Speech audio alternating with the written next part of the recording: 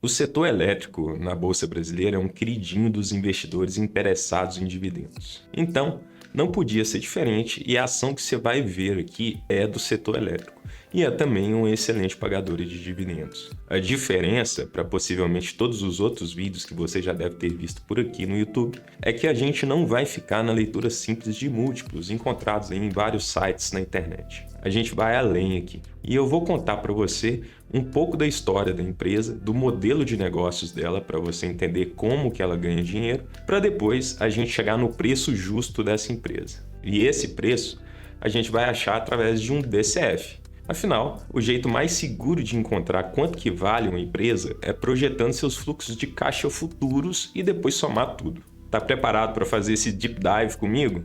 Então vem! O grupo EDP nasceu em Portugal com o nome de Eletricidade de Portugal.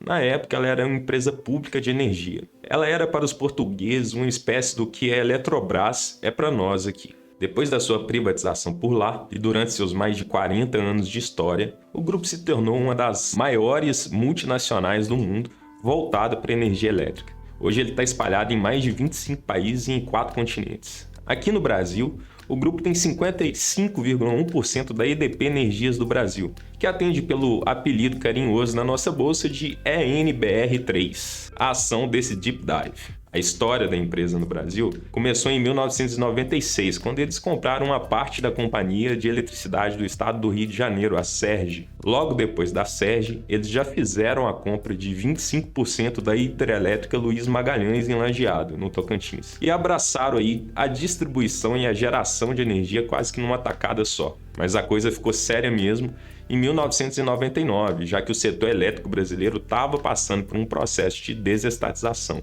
Nessa jogada, a EDP Portugal levou para casa 2 distribuidoras que eram conhecidas na época como Bandeirante Energia e Excelsa. Hoje em dia, essas 2 empresas são as principais distribuidoras da EDP e são conhecidas respectivamente por EDP São Paulo e EDP Espírito Santo. Mas a empresa não parou por aí.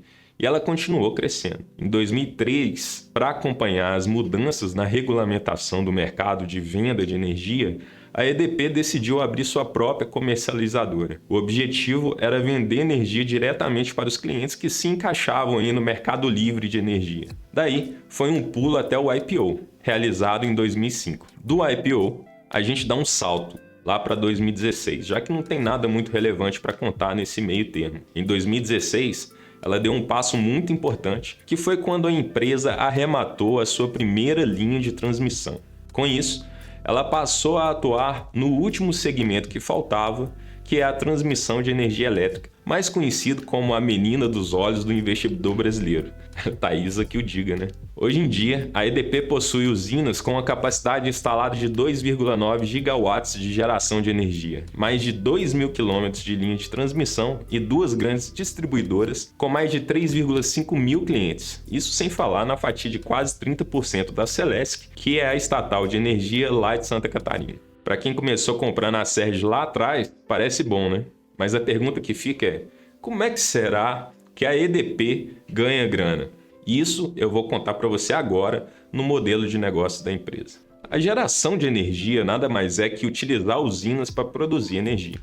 O que diferencia cada uma delas é a fonte usada para gerar energia elétrica. As principais fontes de energia no nosso país são a água, o vento, a luz do sol e os derivados de petróleo e carvão, mais a biomassa. A EDP ela gera energia com quase todas essas fontes. Se a gente somar todas as usinas, dá para abastecer uma cidade com cerca de 20 milhões de pessoas. Para você ter uma ideia, a cidade de São Paulo possui aproximadamente 12,2 milhões de habitantes, ou seja, sozinha a empresa consegue iluminar quase 2 São Paulo. A principal fonte de geração é a energia hidrelétrica e a principal hidrelétrica é a de Lajeado. Sozinha, essa usina é responsável por quase 1/3 da geração de energia total da EDP. Em 2021, esse segmento pôs no bolso da empresa uma receita líquida de 3,8 bilhões de reais. Definitivamente, depois de gerada, a energia não chega em nossas casas via Wi-Fi, infelizmente. Quem faz essa ponte entre as usinas e os grandes centros urbanos são as linhas de transmissão. Sabe aquelas big torres que você vê por aí, principalmente quando está viajando ao longo das margens das estradas? Aquilo são torres de transmissão. O Sistema Interligado Nacional, SIN, utiliza as linhas de transmissão para distribuir a energia de maneira equilibrada por todo o país. Todo esse controle é feito pelo Operador Nacional do Sistema Elétrico, ONS, que garante o fornecimento para todos os brasileiros. Para conseguir uma linha de transmissão, o esquema é bem parecido com o das usinas. A empresa pode comprar uma linha que já existe ou pode participar de um leilão para construir uma linha do zero. O sistema também é de concessão com o mesmo prazo de 30 anos. Quando ele acaba, os lotes são vendidos em um leilão realizado pela ANEEL. A mãe aqui é garantir a disponibilidade da rede para fazer a transmissão. Para fazer esse serviço, a empresa recebe uma receita que é conhecida no setor como Receita Anual Permitida, a famosa RAP. Em 2021, esse segmento pôs para dentro da empresa 1,75 bilhão de reais. Mas não são essas linhas que jogam a energia direto para sua casa. Antes, essa energia passa pelas distribuidoras, que nos leva ao terceiro braço da empresa, distribuição de energia. De forma parecida com os outros dois, aqui também rola uma concessão para atuar. Por isso que cada estado costuma ter uma prestadora diferente, e é por isso que você que mora no estado de São Paulo ou no Espírito Santo já deve ter ouvido falar das distribuidoras da EDP. Aqui em Minas Gerais, por exemplo, a galera vai conhecer a CEMIG. Em 2021, a EDP São Paulo e a EDP Espírito Santo foram responsáveis por nada mais, nada menos que uma receita de 11,7 bilhões de reais. Mas essa receita é bem inflada. Se a gente tirar daí a tarifa de transmissão, os gastos com a compra de energia para revenda e as tarifas de energia, só uns 25% mesmo vão para o bolso da empresa. Aqui, a EDP não é exatamente a melhor prestadora de serviço, mas também não é a pior. Ela está ali na média, principalmente no Espírito Santo, onde ela andou ganhando qualidade no último ano. Além de ter conseguido combater a perda de energia, que são os famosos gatos. Isso faz com que as margens da empresa melhorem e, consequentemente, aumenta a lucratividade da EDP. Por fim, a EDP ainda atua em dois setores que atraem menos os holofotes, mas são bem relevantes. A comercialização de energia, para quem não sabe, é feita no mercado livre de energia e não tem nada a ver com o site de varejo de mesmo nome. Esse mercado ele funciona de uma maneira diferente do mercado regulado. Nele, os clientes negociam energia diretamente com as geradoras ou através das comercializadoras, que fazem esse meio de campo aí entre os clientes e as geradoras de energia. Na prática, migrar do mercado regulado para o livre significa deixar de pagar a tarifa de energia fixada pelo governo, que é repassada através das distribuidoras. Infelizmente, existem algumas regras para entrar nesse mercado. A primeira delas é que o cliente no mercado livre ele deve ter uma contratação mínima de 500 kW de energia. Isso é o equivalente a uma conta de quase 40 mil reais, então pode ir tirando seu cavalinho da chuva que você não vai conseguir migrar para o mercado de energia para ganhar um desconto e pagar a conta aí da sua casa. Em 2021, esse segmento trouxe 3,1 bilhões de reais para o bolso da empresa. O último braço é o braço de serviços, e nele um dos principais serviços é a geração solar distribuída, que é a instalação de painéis solares para o cliente gerar a própria energia. Alguma vez, você já deve ter visto o telhado de uma casa coberto com as placas estranhas que fazem ali parecer que a parte do telhado é de vidro. Essas placas são os painéis fotovoltaicos. Apesar das placas solares já estarem mais em conta hoje em dia, um projeto desses ainda é bem carinho, pesa no bolso. Para colocar uma mini usina dessas no telhado de uma casa para 4 pessoas, é preciso desembolsar aproximadamente 24 mil reais. A vantagem é que você vai economizar aí por volta de 90% da conta de luz. Porém, em um país como o nosso, a gente sabe que não é todo mundo que tem esse dinheiro para gastar. Por isso, essa tecnologia ela é praticamente exclusiva para a galera mais endinheirada e para as empresas em geral. No último ano, a prestação de serviços nessa área foi responsável por uma receita de 78 milhões de reais. Isso não é muito considerando a receita total da EDP, mas é um setor que está na moda e a empresa dá um bom guidance de crescimento aí. Agora que você já sabe tudo sobre a EDP, chegou a hora da gente descobrir quanto valem as ações dela. Será que as ações estão caras ou baratas? Não adianta nada a gente saber tudo sobre quão grande é a EDP se os números contarem uma história triste para a gente. Você precisa entender como que tudo que você viu sobre esse modelo de negócio dela se traduz em números. Será que ela faz um bom trabalho com o dinheiro que entra? As margens são boas? Será que ela tem capacidade para crescer nos próximos anos? A gente vai descobrir essas e várias outras respostas quando olhar no detalhe os números dela. E a gente vai fazer isso agora. Vamos lá?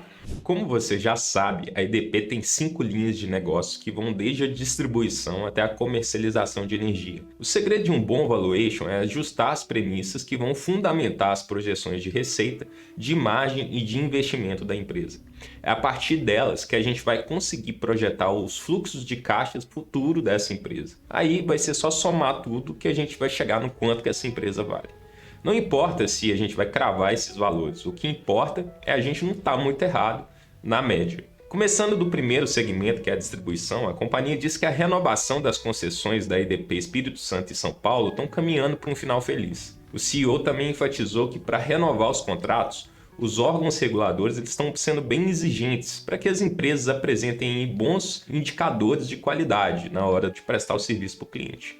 Para a EDP Espírito Santo isso não vai ser um problema, igual a gente já falou, já que a distribuidora está aí entre as 6 distribuidoras com melhores indicadores do país. Já a EDP São Paulo, ela vai ter que cortar um dobrado para melhorar, já que ela está em 14º no ranking com 29 empresas só. Além disso, a gente tem que lembrar que a empresa pretende crescer também a geração solar. A prova disso é que ela já divulgou um guidance de investimento de 2,8 bilhões de reais que serão investidos de 2022 até 2025 só para desenvolver projetos solares. Nas nossas projeções, a gente dividiu esse valor durante o período e em 2026 a gente diminuiu para um percentual próximo ao que ela fazia antes de 2022, que é mais ou menos ali 0,6% da receita líquida total, dado que o grosso dessa expansão ela vai acontecer até 2025. Se tudo correr conforme planejado, a matriz energética da companhia vai ficar de acordo com essa imagem que você vai ver aí no gráfico. Até 2025, sai a usina de Pecém e outras 2 hidrelétricas, e em 2024 entra a operação das tão aguardadas usinas solares. Com a projeção dessa capacidade instalada em mãos, fica bem mais fácil a gente chegar na receita líquida de geração para os próximos anos. O primeiro passo é só encontrar a relação entre a quantidade de energia que a empresa vendeu para cada 1 megawatt de capacidade instalada que ela tem. Vamos ver isso na tabela que vai ficar mais fácil de se entender. Aí aproveita para curtir o vídeo e se inscrever no canal. Fiquei sabendo que dá sorte fazer isso e a ação sobe, hein? Bom, vamos lá para a planilha de uma vez. Se a gente for aqui na aba de projeções operacionais, você vai ver que aqui tem a receita líquida de distribuição, transmissão e geração de todos os segmentos aí da empresa, né? A receita líquida de geração, que é essa que a gente está falando, está baseada aí no preço médio da energia vendida, né?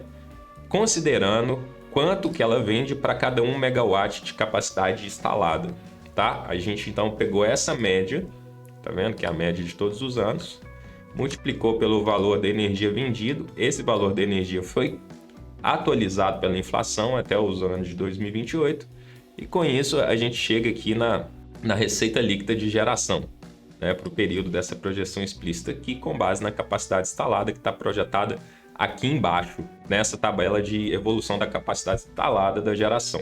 Você vai ver que aqui tem a energia, está separado pelas fontes de energia solar, hídrica, eólica e térmica. Feita essa projeção de receita para geração de energia, a gente só tem que fazer a mesma coisa para os demais segmentos. Para transmissão, para distribuição e para serviços, né? A transmissão foi bem fácil. Foi só a gente pegar aqui, ó, todas as linhas de transmissão, jogar a receita das linhas aqui em 2022, certo? Elas entraram tudo em operação por agora e aplicar nessa RAP a atualização pelo IPCA, já que as concessões dessas transmissões prevê a atualização pelo IPCA até aí o ano de 2028, quando a gente termina aí a projeção explícita, tá? Na distribuição, a gente fez algo parecido. Como a empresa disse que não tem aí planos de aumentar a capacidade de distribuição que ela já tem, o que a gente fez foi a mesma coisa que a gente fez aqui em geração, né? Só que a gente pegou o preço aqui do gigawatt vendido, né? E atualizou esse preço pela inflação até 2028, né? A projeção de inflação está aqui, dados macroeconômicos, você vê que a inflação está aqui.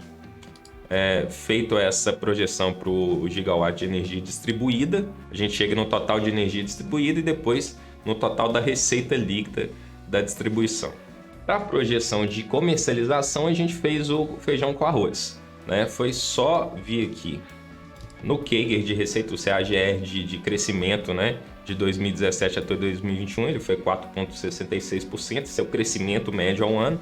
A gente pegou esse crescimento médio de 17 a 21 e projetou ele para 2022 a 2028. Então a receita aqui de comercialização vai crescer com base nele, tá vendo?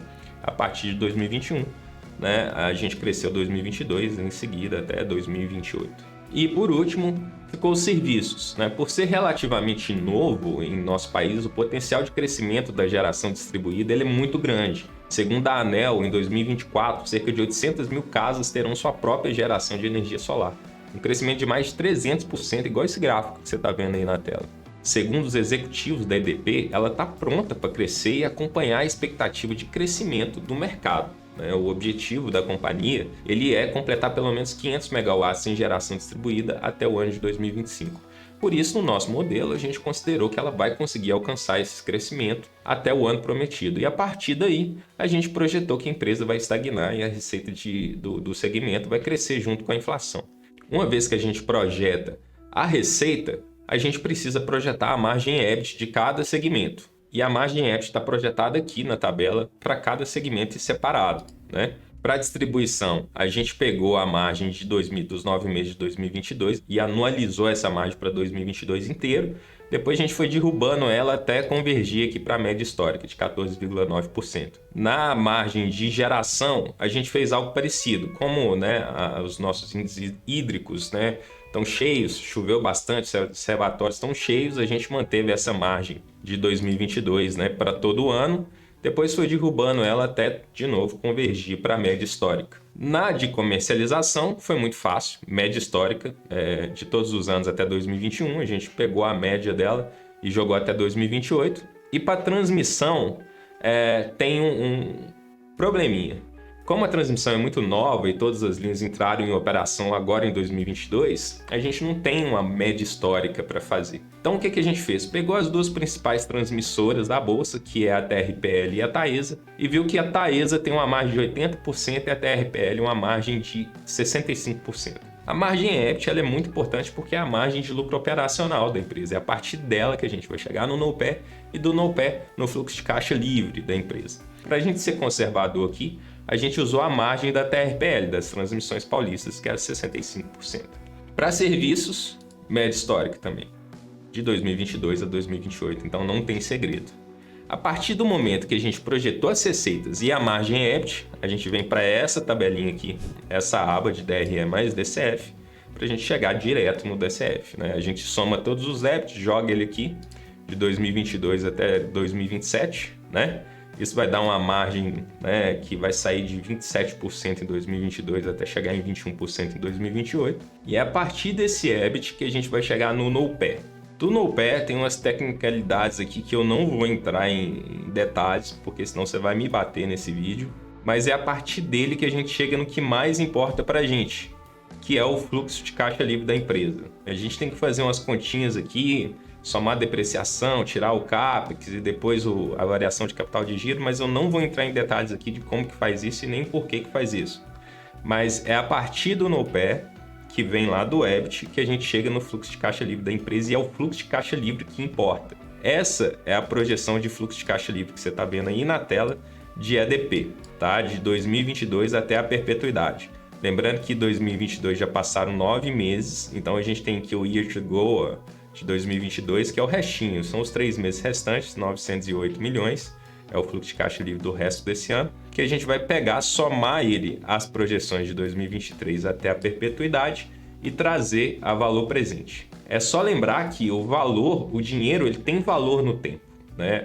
A mesma quantidade de dinheiro hoje, ele não vale o mesmo tanto amanhã. Ou seja, R$100 hoje não tem o mesmo valor de R$100 amanhã. R$100 amanhã vale menos. E justamente porque existe essa variação do valor do dinheiro no tempo que a gente tem que trazer ele a valor presente. A gente faz isso descontando por uma taxa. E essa taxa é o famoso WACC, que é o custo de capital ponderado da empresa, é essa aqui embaixo que você está vendo. Então a gente vai somar todos aqueles fluxos de caixa que a gente projetou para a empresa e descontar a esses WACCs aqui, ó, a essas taxas aqui. Quando a gente faz isso, a gente chega no valor da empresa, né, que é 30 bilhões de reais. Desses 30 bilhões, a gente tem que tirar a dívida, que é dinheiro do credor, então o credor tem que ser pago, a gente tira esse 14,7 bilhões aqui, paga o credor, soma o caixa, que são os ativos não operacionais, o que ela tem ali de dinheiro aplicado, dinheiro em caixa mesmo, né? E soma o equity da Celesc, que é a participação de 30% que ela tem lá na distribuidora de energia pública lá de Santa Catarina. A partir do momento que a gente faz essa conta, é só dividir pelo número de ações da NBR3 que a gente chega no valor para ação. Olha a continha. O valor para ação justo da empresa, considerando essas premissas que eu te expliquei de projeção de receita, de projeção de EBIT, é de R$ 30,10. No dia que esse valuation foi atualizado aqui pelo Matheus, no dia 28/10, o preço da ação, a cotação de NBR3 estava R$ 22,52. O valor justo que a gente achou de R$ 30,10, ele está dando um upside aí de 33,7%. E uma TI de 16,8%. A TI é a taxa interna de retorno. De uma forma simples, é basicamente quanto de retorno você teria com o carrego dessa ação no longo prazo. Lembrando que isso não é renda fixa. Então, você não vai ter um retorno de 16,8% ao ano, todo ano.